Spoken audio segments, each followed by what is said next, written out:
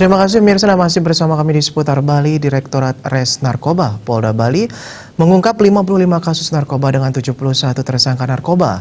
Mereka berperan sebagai pengedar dan pengguna narkoba. Direktur Res Narkoba Polda Bali, Kombes Pol M. Kozin mengungkapkan, pengungkapan puluhan kasus narkoba tersebut merupakan hasil operasi Antik Agung kedua yang menargetkan 34 target operasi untuk ditangkap dan tercapai 100%.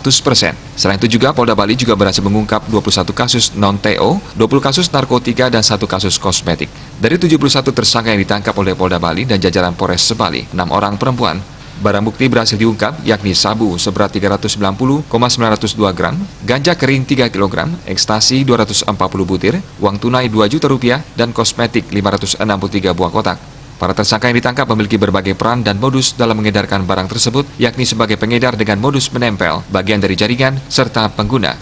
Dari 71 tersangka, terdapat 31 orang lokal Bali dan 39 orang luar Bali dan 1 orang warga negara asing WNA asal Perancis.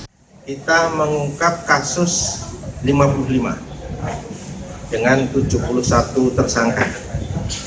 55 ini 34 TO dan yang non TO adalah 21.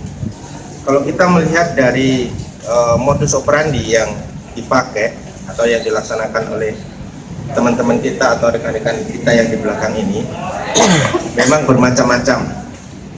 Ada yang dengan cara menempel, ada yang dengan cara menaruh barang itu di tumpukan batu, ada dengan cara barang-barang ekstasi dipecah dijadikan kapsul.